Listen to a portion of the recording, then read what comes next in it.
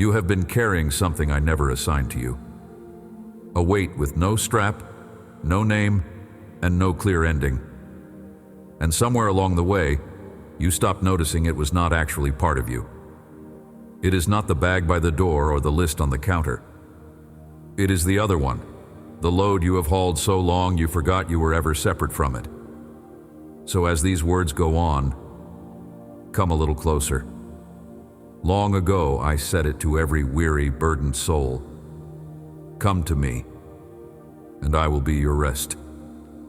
I am not promising the hard parts of your life vanish in an instant. I am offering my presence inside them, real rest for your soul, and a yoke that is light. Here, in the middle of the life you are actually living. You have been treating a sack of failures like the truth of who you are. It is not. It never was. I see you. I have watched the way you brace your shoulders before you walk through a door, already rehearsing the next thing that might go wrong. There is a list you scroll through before your feet even touch the floor.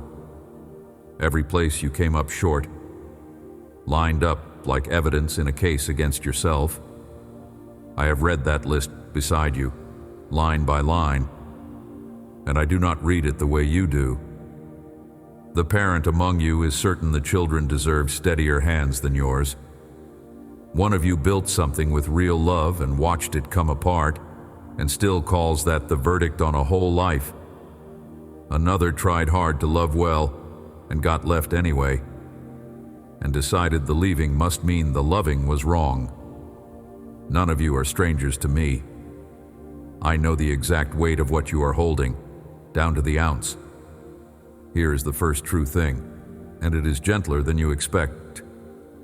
I'm not standing across the room with my arms folded, waiting for you to lift the load more impressively. My arms are open. They have been open the whole time.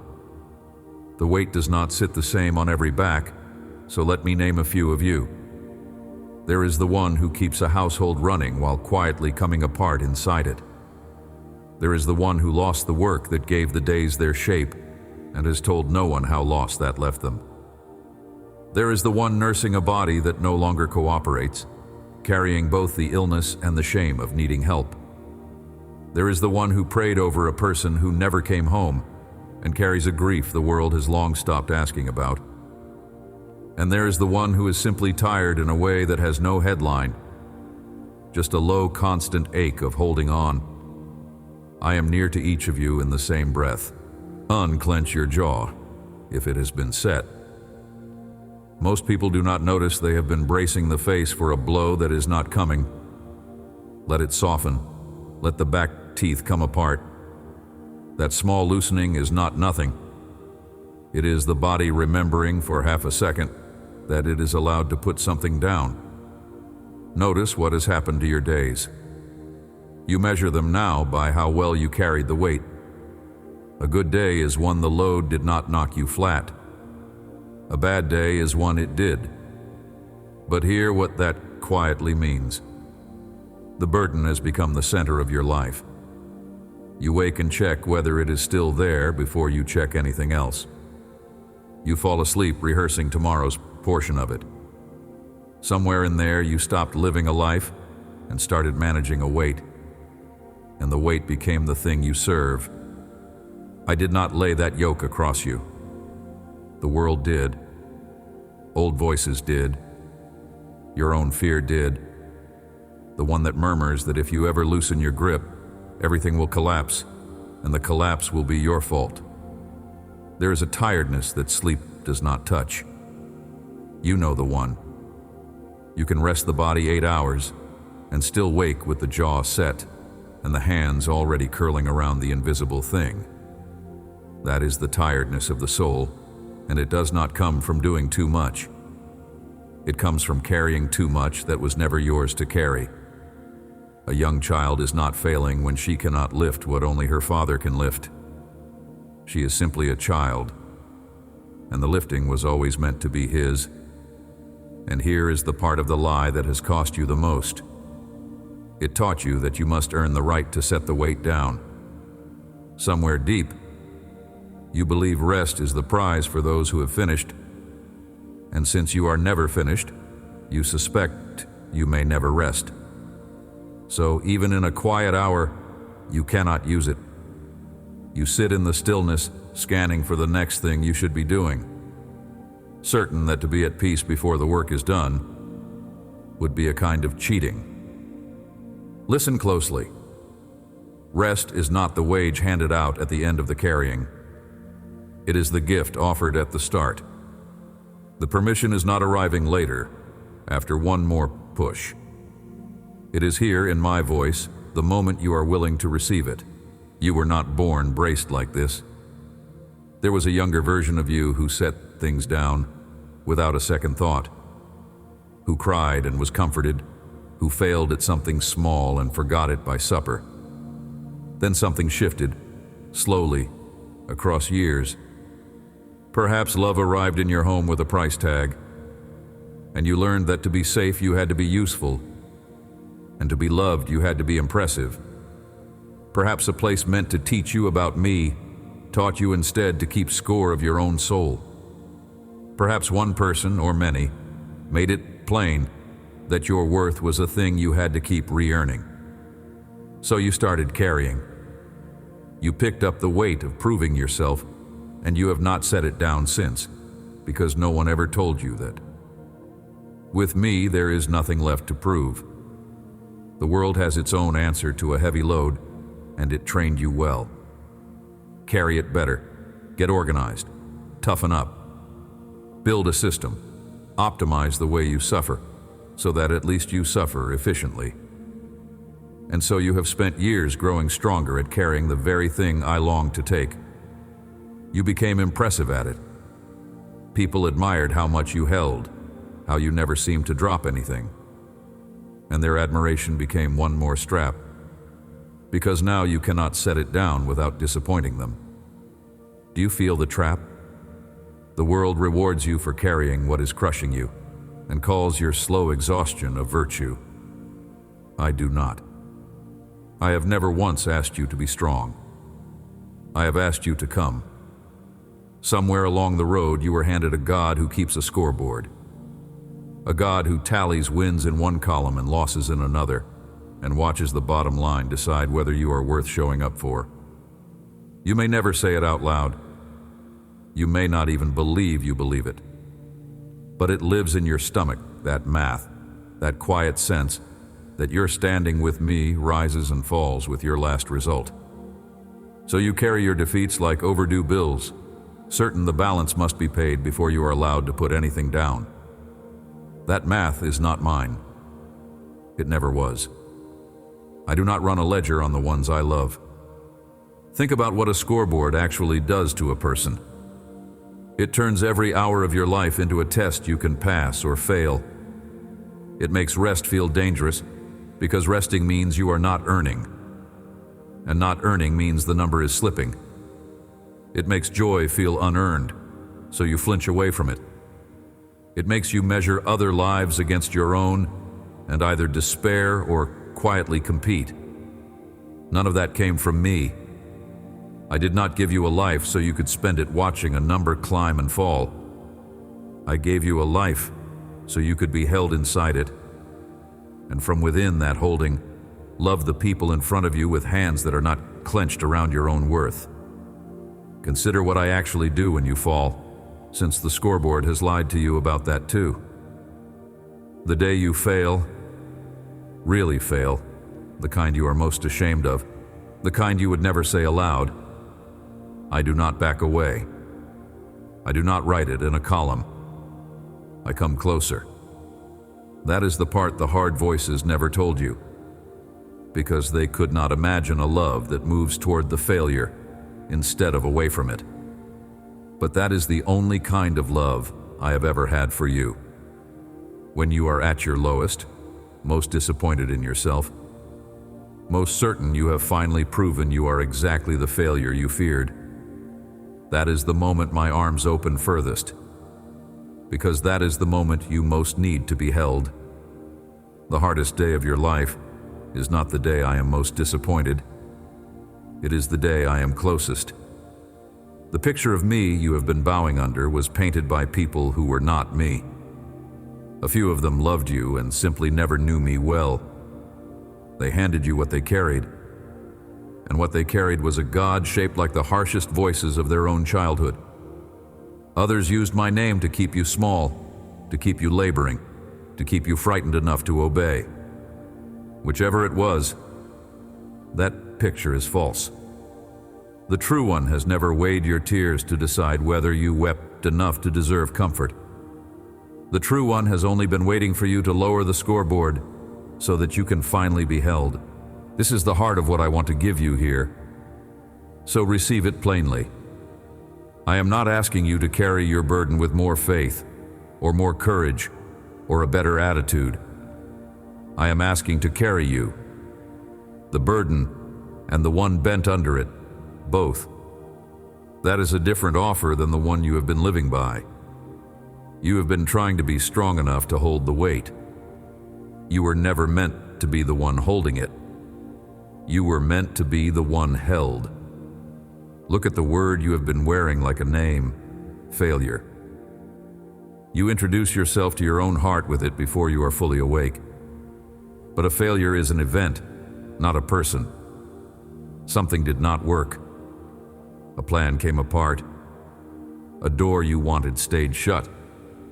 Each of those is a thing that happened to you or around you, and not one of them is the truth of who you are.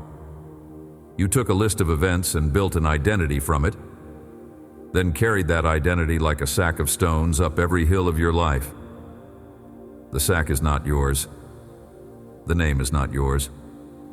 You are not the failure. You are the loved one who lived through some failures, which is a completely different person, and the only one I see when I look at you. If this message found the place in you that needed it, write rest in the comments as a small way of marking the truth you are choosing to hold today. Not a phrase to repeat, a marker driven into your own ground, your way of admitting out loud that you are weary of hauling what you were never built to haul. And while you are there, look to the message pinned just above. 7 short letters are waiting, one to open on each of the 7 mornings ahead. Take them. They are how the quiet keeps speaking after the sound has stopped. Now let me bring you close to something I wrote down for the weary long before you drew your first breath. It was never meant for the strong, never meant for those whose lives are tidy, and who have never had a season they wished they could erase. It was meant for the worn one, for the back that aches from carrying, for the one who has gone quiet because even asking grew too heavy to lift. I first spoke this line on a hillside to people who knew exactly what a real load felt like. Picture them. Laborers with cracked hands, a mother who had buried a child and still rose to grind the grain, an old man certain the heavens were disappointed in him. Tired in the bone-deep way you are tired. The religion of their day had handed them 1,000 rules to carry, and the men who taught those rules lifted none of them. So the crowd braced, the way you brace, sure that anyone speaking of me would only stack on one more demand. Instead of adding to the pile, I offered to take the whole thing off. Some wept right there, not from sorrow, but because no one had ever offered to carry instead of command. Open both your hands now, palms up, the way you would if you were ready to receive instead of grip. You do not have to fill them. You only have to stop clenching for one breath. This is what I said, written down and kept for you ever since. Matthew, chapter 11, verses 28 through 30. Come to me, all you who are weary and burdened, and I will give you rest. Take my yoke upon you and learn from me, for I am gentle and humble in heart, and you will find rest for your souls. For my yoke is easy, and my burden is light. Read it slowly with me. Come to me, all you who are weary and burdened. Not come once you have sorted yourself out. Not come when you have something to show for the waiting. Weary and burdened is the only requirement. the whole entrance fee, and it is one you have already paid 100 times over. You qualify by being tired. Look, too, at where the sentence sends you. Come to me. Not come to a method. Not come to a better mindset. The destination is a person. The rest I offer is not a technique you master and then keep on your own. It is a nearness you keep returning to, the way a tired child keeps climbing back into the same lap. That is good news, not bad, because it means rest is never something you can fail at maintaining. You only have to keep coming to the one who is peace, on the days it works and the days it does not. And the coming itself is the whole of it, and I will give you rest. Not lend it until you slip again. Give it. Hear the verb I chose and notice it is not a wage. You do not earn rest by carrying well, you receive it by coming. The whole sentence runs the opposite direction from everything you were trained to believe. You thought rest waited on the far side of getting it all right. The word says, rest waits on this side before you have fixed a single thing. Available the moment you turn toward me with empty, aching hands. Now look at the part you have misread your whole life. Take my yoke upon you. You hear the word yoke and you flinch. Because every yoke you have known was something laid across the neck to make you pull harder. But a yoke is built for two. It is the wooden beam that joins the strong animal to the weaker one, so the strong one bears the load, while the weaker one only has to walk alongside. When I say take my yoke, I'm not handing you a heavier burden.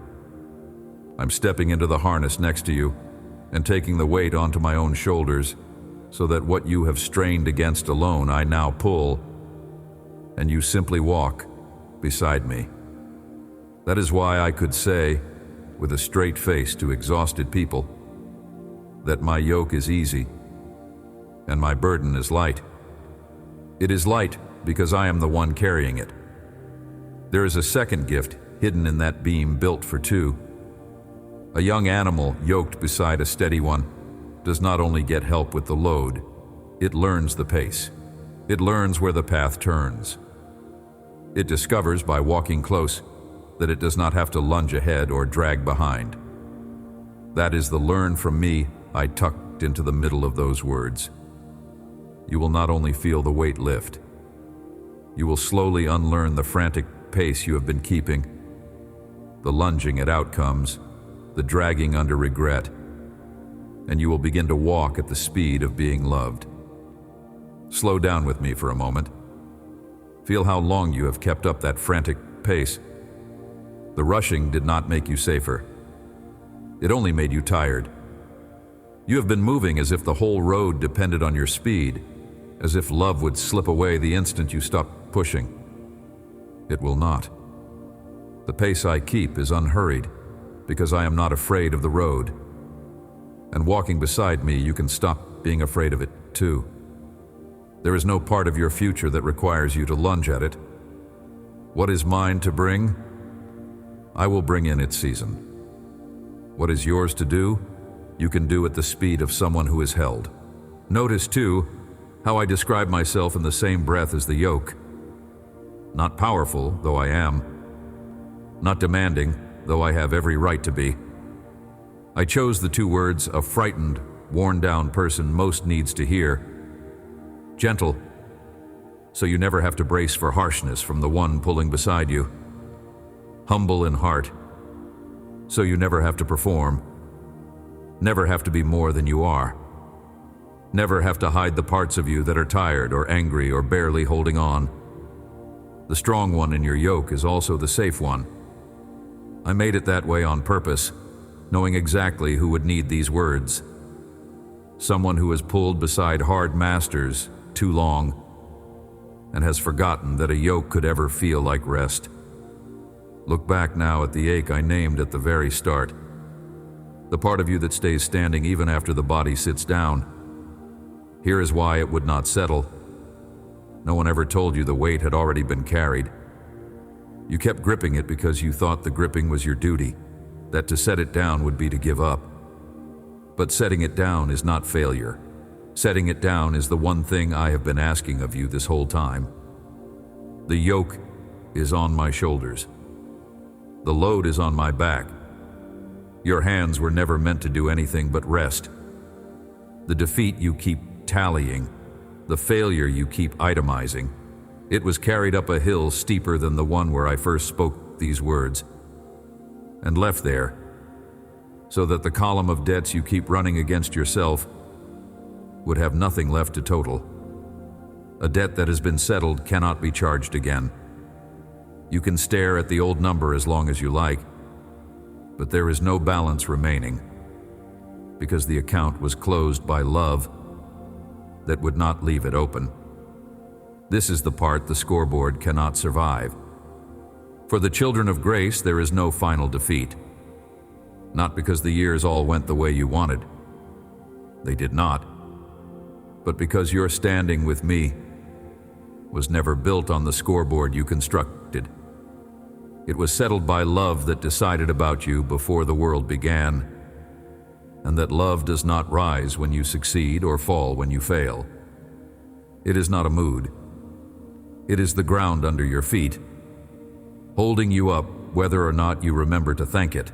And there is one more thing I want you to hear, because you have been carrying even the asking alone. You think your prayers have to be polished before they count, that you must arrange your words and steady your voice before you are allowed to bring them. You do not. Talk to me the way you actually are.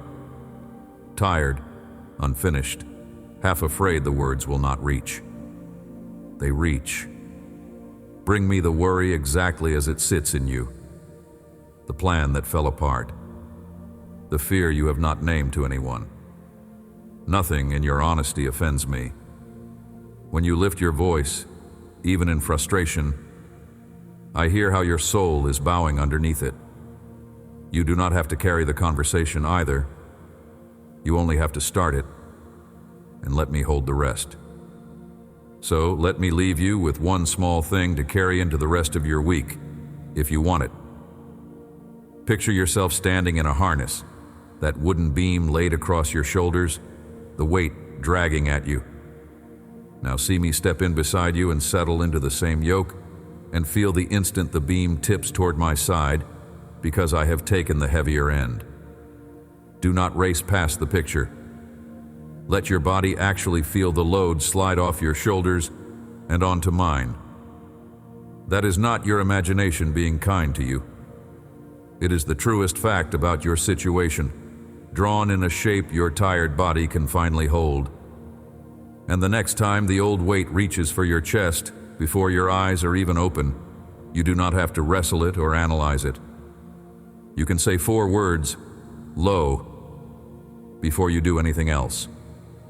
It is already carried, not as a wish, as a report of what is true. The thing you are dreading is already carried. Say it. Set your feet on the floor, and let the carrying be my concern for the long hours ahead. It will not transform you the first time. The 10th time, it may still feel like nothing, while the old reflex of gripping outweighs the new reflex of letting go. But in time, you may begin to catch your shoulders no longer climbing toward your ears the way they always did. You may pass through a hard hour and realize you never braced for the blow. The harness has not vanished. You are simply no longer the one pulling alone in it. Do not measure this by feeling. Some mornings the relief will be obvious. Other mornings nothing inside you will shift, and you will be tempted to call the whole thing a failure. It is not. The truth does not change with your mood. The load is carried on the days it feels carried, and on the days it does not. Your job was never to generate the right feeling. Your job is only to keep coming, empty-handed, and let the carrying stay where it has always belonged. Slowly, the habit of trust will outlast the habit of dread. Not because you tried harder, because you finally stopped trying to be strong. And when the old weight returns, and it will, because it knows the way back, you will not have to win an argument with it. You only have to remember where it already went. Up a hill, onto a back that was glad to take it. Out of your hands for good. Hear me on the part of you that is afraid this is too good, that something offered this freely must have a catch tucked inside it. There is no catch. I told you on the hillside that I am gentle, and I am telling you again here. I am not the hard voice you grew up under. I am not the disappointed face you keep picturing whenever you come with empty hands. The tenderness is not a strategy to lower your guard. It is simply who I am toward you. A father does not trick a tired child into rest. He opens his arms, and the child falls in. And the falling is the whole of it. Think of the smallest child you have ever seen carried, asleep against a shoulder, completely limp, holding on to nothing, trusting the arms entirely. That child is not failing to help. That child is doing exactly what it was made to do. Rest while it is carried.